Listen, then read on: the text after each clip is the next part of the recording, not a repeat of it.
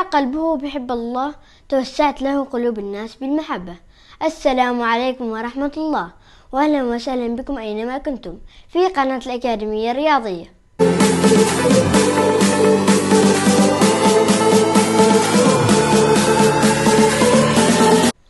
دخلت بطولة سباعيات كرة القدم الرمضانية للاعبين المعتزلين مرحلة الحسم، والتي تنظمها أكاديمية حمدان سعيد الرياضية بالسويق للعام الثاني تواليا، حيث استطاعت أندية السويق والمصنعة ومقيس وقبلهم نادي السيب من التأهل إلى الدور نصف النهائي، حيث أقيم اللقاءين في منافسات مجموعتين.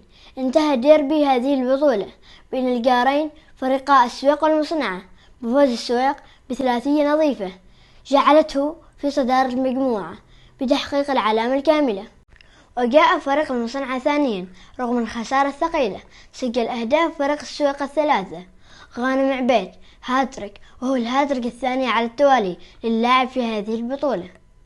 وفي اللقاء الثاني حقق فريق مقيس فوزا سهلا على فريق شركة الرتاج بخماسية نظيفة، ليلحق الفريق البحري بركب المتأهلين للمربع الذهبي. تناوب على تسجيل أهداف فريق مقيس كل من أحمد البلوشي هدفين، ووليد الشيزاوي وحسام الفارسي وخالد البسطي. ومن المؤكد بأن عيون هذه الفرق المتأهلة إلى المربع الذهبي لهذه البطولة أصبحت الآن تتطلع للوصول إلى المباراة النهائية، وهو حق مشروع لها.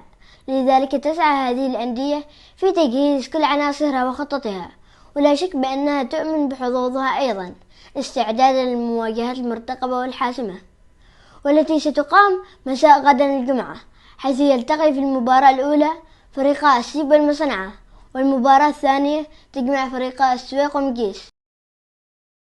والآن دعونا نستمع لتصريح حسن سعيد كابتن فريق مقيس. ماذا قال؟ نشكر أكاديمية حمدان سعيد على هذه البطولة وعلى هذه اللمة الحلوة مع بعض من الأندية والجيل الذهبي السابق، فدورة ممتعة وحلوة وجميلة وكتجمع، والحمد لله هذه ثاني بطولة الموسم الثاني.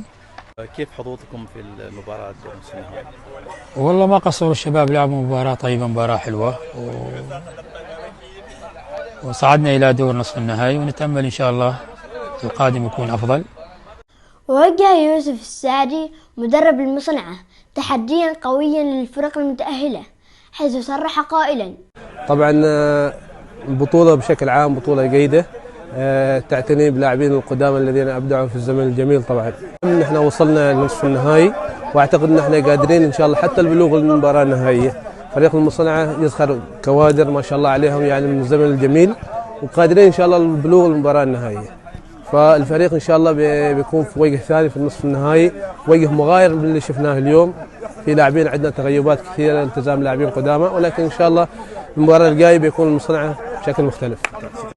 في حين كان تصريح مطر البراكي لاعب فريق السويق هادئا، ويبدو أنه واثق من قدرات وحظوظ فريقه الأصفر في هذه البطولة.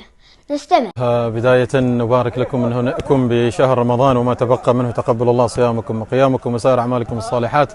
في الحقيقة هذه البطولة يعني أنا أراها بمثابة تجمع أحبة، وللموسم الثاني على التوالي نشارك نحن وجالية أو أعضاء قدامى نادي السويق في هذه البطولة اللي في الحقيقة شافت وشفنا منها الشيء الكثير. يعني التقينا بأحبة، التقينا بأصدقاء، التقينا بأصحاب.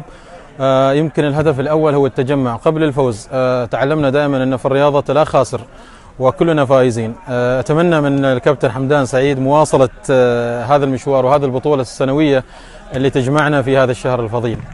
بالنسبة للتوقعات، قدامى نادي السويق أرى من المرشحين بقوة في هذه السنة، برغم أني ما شفت كل الفرق وكل المباريات، ولكن وجود هذه الأسماء كافي أن يجعلنا من المرشحين على الأقل الاثنين المرشحين الأوائل للبطولة إن شاء الله.